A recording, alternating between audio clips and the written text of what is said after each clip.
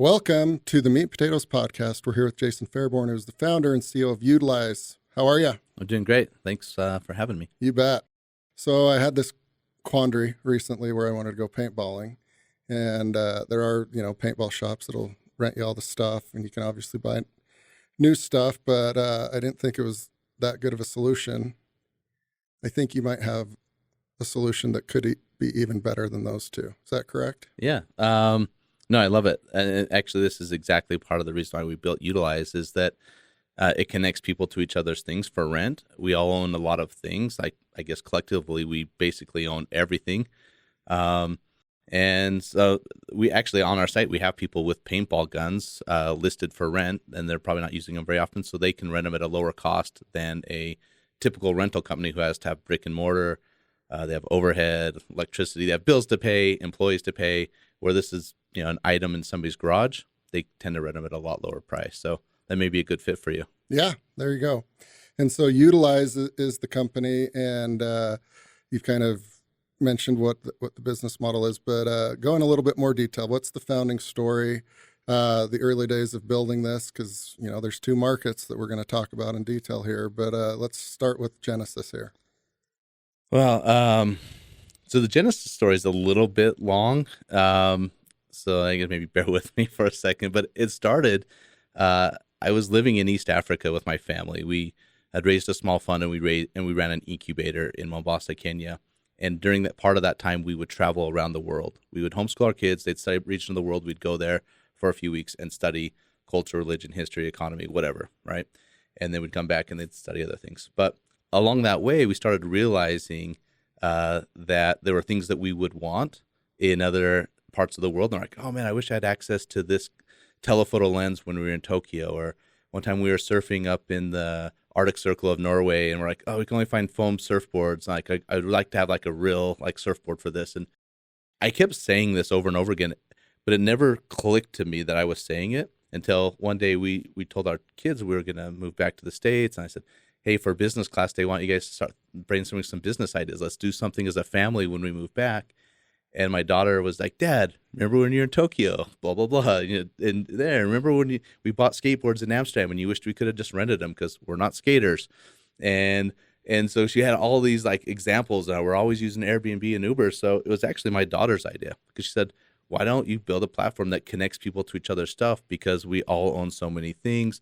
You don't have to own the inventory. You build a platform that connects people to their stuff. It's good for the environment. It's good for individuals. And so that's not a bad idea. So we started researching it and built Yoodlize, which is a platform that connects people to each other's things. It's an alternative to consumption or to purchasing.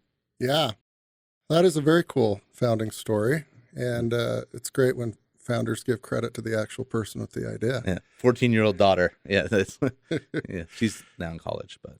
Very cool. Well, there's probably a whole different podcast on your experience with your family in Africa and traveling the world, but we'll just focus on Yoodlize for today. Sure.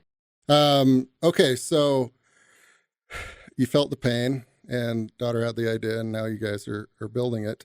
It involves two separate groups of people in a classic marketplace, right? Yeah. So chicken or egg, cart, horse, all of these. For you guys, how do you go about marrying those markets up? Yeah, I mean, this is the challenge. I mean, you're building up two businesses, and those two kind of sides of the business basically have to work with each other. One, the supply side and demand side, and the supply side are the owners. We call them owners and renters. Owners are listing items for rent.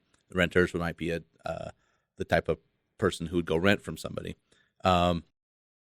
Ours is a little bit unique because it's almost like we're a dating app sometimes, where people tend to play both sides, they're renters and owners. If they believe in the thesis of let's share our things, and they're renters and owners. But we go about it by focusing on initial markets around 70-30% on supply side first. If we get somebody to go list some supply, they tend not to go take it off if it doesn't get rented in the next few months.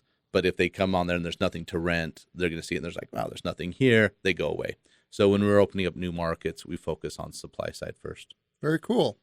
And it's pretty broad in what you guys facilitate. Just real quick, what are kind of some of the the no-brainers and the ones that are doing well? Yeah.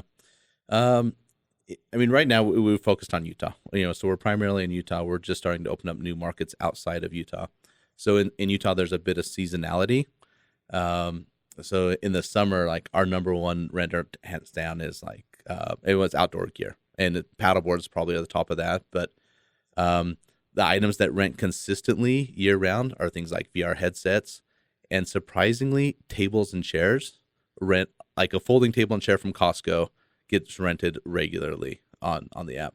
Wow. The other thing that rents pretty consistent year round are trailers, like just a flatbed trailer, sometimes dump trailers and enclosed trailers, other types of trailers, but just simple flatbed trailers get rented quite a bit. But in the winter, like skis have been really popular this year, obviously. Even sleds get rented a fair amount.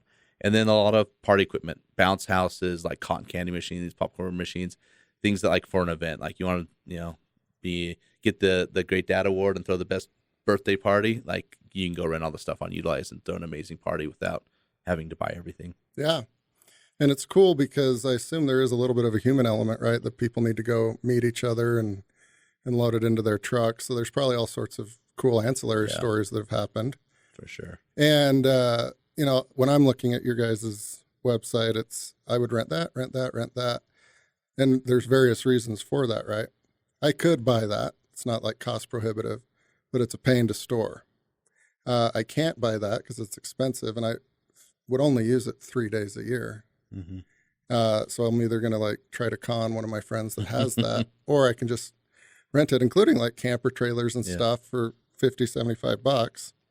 That's so much better than spending $50,000 for something that you use 3 days. Yeah. Right. Even I can do that math. Yeah. So 70-30, that's interesting. What is the plan for new markets? How does that rollout go? Yeah.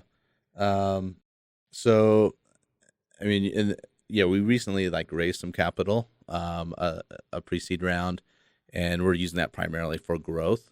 One of the interesting things about Yoodlize, this isn't really part of the question, but just some background, is that our whole team has worked 100% for equity, like full-time employees, everybody, runway, their spouse works, whatever it is. Like it's been a bootstrap. So this is kind of like raising a decent chunk of capital for us to start opening new markets. So we're expanding into a new market in Utah, St. George. In fact, our head of marketing is down there right now in the big blue bus. Very cool. And opening up that side. And then we just recently opened up Oahu, all of the Hawaiian Islands, but like focusing on Oahu first. And focusing, not doing like a big like marketing push yet. We're trying to like behind the scenes, we call it our patient zero, trying to find those first few users that list 10, 20, 30 items that want to be like power users. And then from there, it bleeds out. So that's what we focus on. Very cool. Supply side. Yeah, the patient zero, you get a couple of those good ones, you'll have to pay a lot less in marketing, I would assume. Oh, for sure. We have one, like, we don't do any marketing outside of Utah. In fact, like, we've spent almost zero on marketing ever, even in Utah. And we have users, like, we have a user in California, Walnut Creek, California, randomly enough, who's one of our top users. I don't know how he found Yoodlize. I don't know how he finds, like, renters, because we don't spend a penny of advertising in his area. But he rents regularly, like multiple times a week. Like he's constantly like making rentals. And so it's kind of cool to see some of those. When we go to that market, he'll be our patient zero. He's already there doing it. Yeah. Very cool. There's a lot to figure out with this, right? You've got math and data and all of that, but then you have like kind of a little bit of game theory and human psychology. So it's probably pretty interesting to watch all of this like form into like a cohesive business. Yeah, oh, for sure. It's it's all. I mean, it's actually, as you're saying those words, it's like I was just meeting with my daughter at the U earlier this morning as we were talking education. But my background was in sociology. Then my graduate work was in economics for graduate school, and so that's game theory and the human behavior. Like, so you're right. I love all of that component, and it's fun to see it all work out because it is like. When I was a consultant, I'd usually advise clients against starting a business that had to involve changing behavior. Mm-hmm. But really, that's all what we're trying to do is we're trying to be an alternative to consumption, an alternative to purchasing. We see our ultimate competitor when we build out what we want to build out in our vision, that is Amazon. That instead of going and buying a power drill because you want to put a hole in the wall that you can go on there and rent it, and it's delivered to your house in a couple hours, and that you don't have to store it, maintain it, like you were mentioning, like some things you can afford, but you might not want to store it. And I think our society is moving more in that direction. It's like we crave experiences and we value our experiences. We want to go mountain biking, not own a mountain bike. I want to remodel my basement. I don't want $2,000 worth of tools. Yeah. And so like that's a behavioral change that is like so ingrained with us, in my opinion, since like the Great Depression. Like, and our ancestors had very little, and all of a sudden we started cherishing everything, and like our ownership of things became our identity. If you have that red Ferrari in your driveway, like that's your identity or whatever it is. And we're changing as a society because like we realize like our things that we own don't mean that's who we are, and we crave these experiences. And maybe social media has helped with that and this change. And so we want to help facilitate that next step of like maybe human development on that human side of like how we can use our resources, environmental, social resources, whatever it is, more efficiently and effectively, that we don't all have to own a lawnmower to mow our lawn for an hour a week for 4 months a year. Yeah. I love it. Way bigger vision. And you guys have obviously thought through much more than most people would. Yeah, because in the olden days, when people didn't have 15 of everything, it was, hey, can I borrow this, neighbor? Yeah. And it was, if I break it, I will pay for it, right? And it worked pretty darn well, right? The interesting thing is, like, we all have a couple of friends that have a few too many cars, and some of them are really nice, right? Hey, can I borrow that car? There will be some no-go areas, right? Yeah.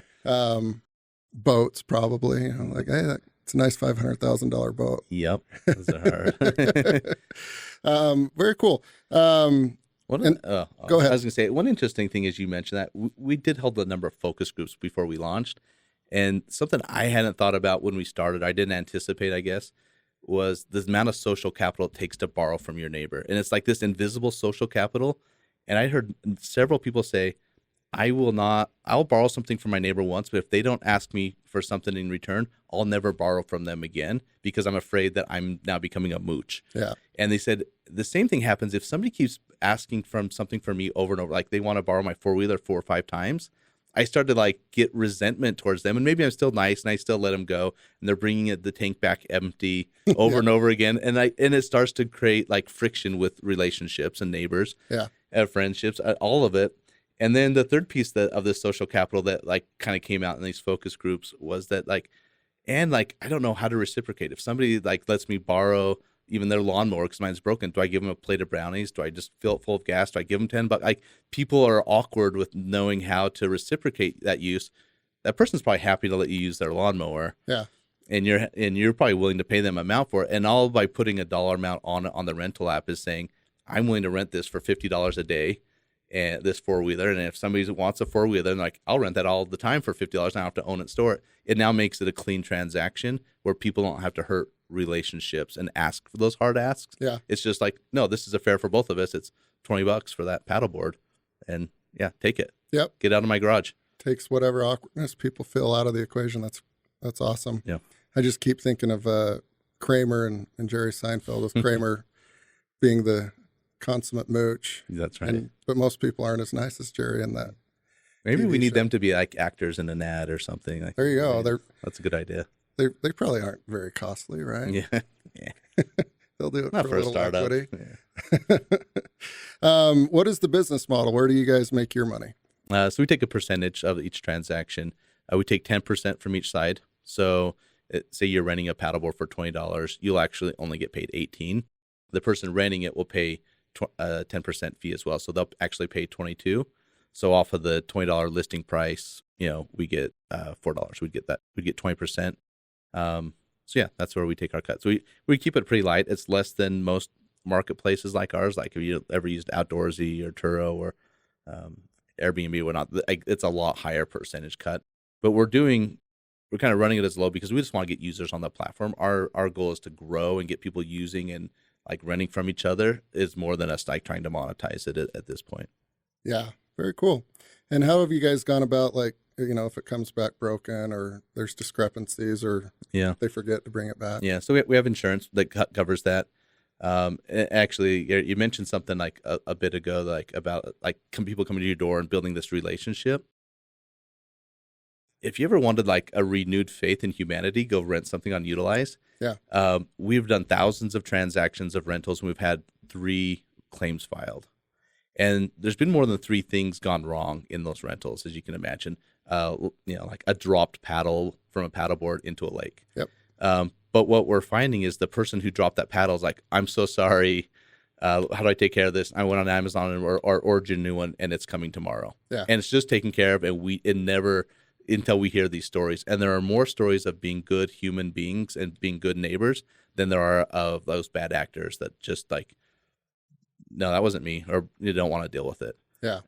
And so it's been really kind of cool to see that human element. We thought that insurance and bad actors were going to be like our biggest headache, our biggest hurdle when we started this. So I spent my first several months talking to insurance companies and underwriters and like trying to figure that out. And it's turned out to like not be a big hurdle for us. That's awesome. So it's been kind of cool. Yeah. Anything you can do to restore confidence in humanity. Yeah. And I think,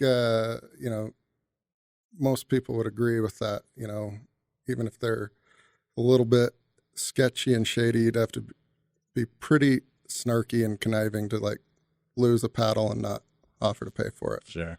Yeah, and I think it's like comes back to that, like you're talking about like the humanity of it, like society and communities. Like you come to your door, they see your dog, they see your kids. You talk to them like, hey, these are the best trails to go biking on, or this is how I use this jackhammer, or whatever. Like, and you're helping load up the trailer, whatever it is. Like, you're there with them, and they meet you. Like, you become a human being, and now they're dealing with a human. They're not dealing with like a corporation that they've rented something from, like even like Hertz rental car or something like that's just it feels like an entity. This feels very human, and I think humans are good to humans, for the most part. And so I think that's been part of like the secret sauce is like creating that humanity. I love it. Because for anyone that's rented a car and they're kind of like me, they're going to drive that son of a gun pretty darn hard, right? I've heard that story a few times. Yeah. Yeah. But I'd probably be opposite if I had borrowed something or rented something on Yoodlize. I'd be tender. Yeah. As one of your neighbors, like you mentioned, have a nice car. Like you're going to be a little different with that. Yeah. Yeah. Exactly. Very cool. You mentioned pre-seed round. Lots of ways to go about doing this, and there will be a lot of interest in how you guys did it. But if you could hit on like the points that worked for you and any tricks that you can pass along to those that will be in that boat soon. Yeah. I wish there was like a secret sauce or like a tip or trick to doing it. Like really it's a tough environment right now to raise capital. So we were happy to close what we did. We actually had started off down the path. We were going to raise more capital, and I was meeting with a number of VCs actually in the Bay Area, and a couple of them were quite candid with me and they said, hey, we're not really deploying much capital right now. We'll go to lunch, but we don't want to hear pitch. Let's just go build relationships. And I kept hearing that like multiple times in a row. And so I kind of like, well, if we're not going to be able to raise what we want to raise right now, like, is it really worth me spending all this effort raising capital? And so I thought, why don't we just pull back and do like a kind of, we're calling like a pre-seed extension and just raise around $1 million off of like what we've done before on some safe notes. And so we just decided to extend that. And once we like lowered that dollar amount down and like then it opened up like different types. It wasn't like larger VCs anymore. It like now opened the door up to like different like angels, family offices, et cetera. And then like we had multiple people interested in right away. And so I think we just had to recalibrate our expectations and what we wanted to do out of this. And we really kind of see it. It's not like a bridge round by any stretch of the imagination, but it's kind of like we kick that can down the road where we still do want to raise a larger round, but it might be mid to end summer. And really it's going to be whenever like the market like starts loosening up and like people are getting more confidence in the market and ready to start investing again. And so we're going to continue growing and do what we can do to get to that point where we can raise a larger round in the future. So we kind of like said, let's just, keep pushing what we can. And this was a good alternative to us. Like we didn't need to raise the full amount. Yeah. And maybe we weren't able to build as big of a team and weren't able to grow as fast and we're not going to push as hard as we would with a few more million, but it's going to be good enough to get us to that next round. Perfect. So, Yeah, it's interesting times, and it's great that those VCs are actually truthful with you, right? yeah, some weren't. Some were like, but there were a few like you'd be surprised. I mean, I think people were pretty candid. Like, Yeah. And I don't want to say especially in the VC is that in California is that they're not here, but like I heard a lot of that like in the Bay Area, like just like, hey man, let's go. I love the concept of let's go grab coffee. Yeah. They just go grab coffee. They come by and let's just chat. But they weren't looking for like formal pitches. Yeah. And they were candid, like, hey, we invested like 60-70% fewer companies last year than we normally do, and we stopped investing a little bit sooner than we normally do. Like, we sometimes we'll invest up through like November and then focus on our portfolios. And like we stopped early this year, and like they were just really honest, and it really helped me use that information to gauge and change our strategy for raising capital and say, let's back up a little bit. They're pulling on the brakes. Let's pull on the brakes a little bit and change our strategy. So I was just really fluid with our capital raise based off of what I was feeling in the market. Very cool. You mentioned something else interesting. Everyone's working for equity. Yeah.